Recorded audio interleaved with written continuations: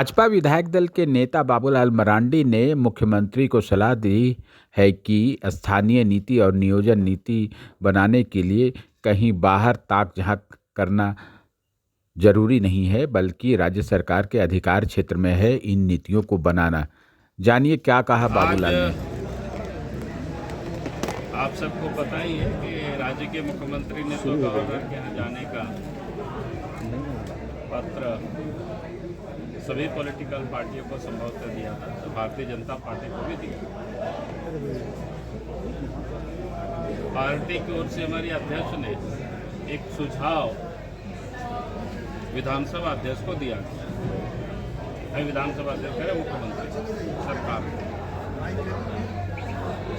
हमें लगता है कि स्थानीय और नियोजन को लेकर के बहुत अधिक राजनीति हो चुका है। अब मुझे लगता है कि अब इस पर राजनीति नहीं होनी चाहिए और नहीं करनी चाहिए। आप सबको पता ही हो कि जब झारखंड राज्य बना था तो राज्य बनते ही बिहार के काल से चला आ रहा जो खतियान आधारित स्थानीय और नियोजन नीति था उसको हमने लागू कराया था। और इसके बाद कुछ लोग कोर्ट चले गए, हाई कोर्ट चले गए, और हाई कोर्ट के कहेंगे 5 जजों की यानी पूर्ण बेंच ही उसको कहिए कि पूर्ण बेंच की जजमेंट आया और उन्होंने कुछ सुझाव भी दिए। लेकिन उस सुझाव के बाद किसी ने कोई उसका चैलेंज नहीं किया, तो सुप्रीम कोर्ट भी नहीं गया। और ये डिमांड और मांग ये चलते रहा। और फिर बाद में भारतीय जनता पार्टी की ही रघुवर दास जी के नेतृत्व में सरकार बनी, तो उन्होंने भी 2016 में स्थानीय और नियोजन नीति बनाई। लेकिन जब इस प्रदेश में हेमंत सोरेन जी के नेतृत्व में सरकार बनी तो हेमंत सोरेन जी ने उस नीति को खारिज कर दिया और फिर उन्होंने एक नया नियोजन नीति लेकर के आए। आप सबके संज्ञान में है वो नया नियोजन नीति, जिसमें से एक तो मामला था कि 10th और 12th झारखंड में जो पास करेंगे, और दूसरा था कि हिंदी और अंग्रेजी को हटा करके उर्दू को उसमें से प्रमुखता दी गई थी। फिर रिजर्व कैटेगरी तो बाहर भी 10th और 12th पास करेंगे तो यहाँ अप्लाई कर सकते हैं, नौकरी के हकदार हो सकते हैं, लेकिन अनारक्षित कैटेगरी के लोग यहाँ उसका वो अप्लाई नहीं कर सकते। फिर लोग हाई कोर्ट चले गए थे और मेरी जानकारी में जहाँ तक कि हाई कोर्ट में भी लगभग 1.5 वर्षों तक मामला चलते रहा और सरकार ने भी भरसक उस मामले को कोशिश किया और आगे खींचते रहे। और पिछले दिनों आप सबके संज्ञान में है कि हाई कोर्ट का निर्णय भी आ चुका।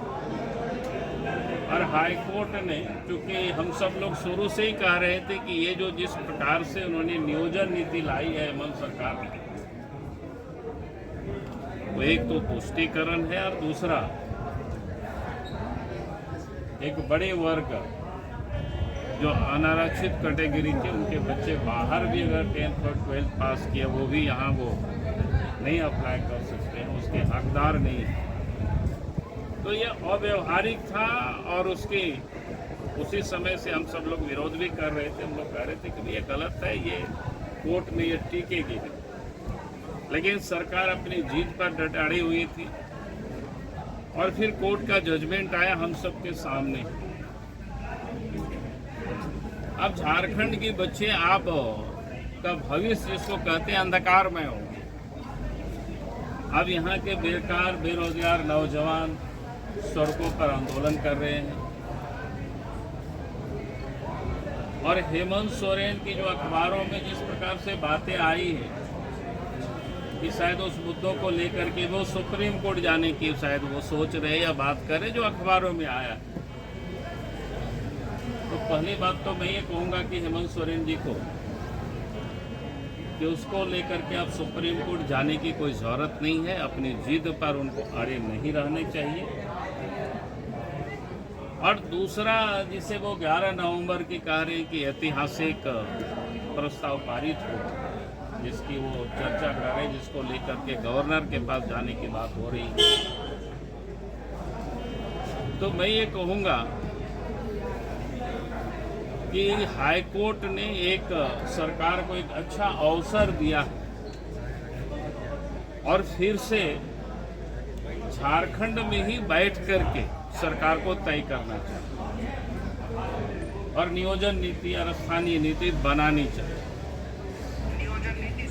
क्योंकि पिछले दिनों जो कोर्ट में या 2002 में भी या 3 में जो कोर्ट का निर्णय आया, उसमें भी जिन जिन बिंदुओं पर कोर्ट ने जो आपत्ति की, उन आपत्तियों का निराकरण करते हुए और इस समय भी कोर्ट में जिन जिन बिंदुओं पर उन्होंने आपत्ति किया है, उन सारी चीज़ों का निराकरण करते हुए,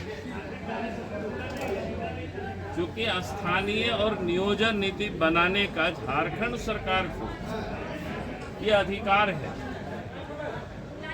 न कि वो अपने दायित्वों से सरकार भागे और केंद्र के मत्थे पर मढ़े। तो मुझे लगता है ये गलत हो रही है और गलत हो।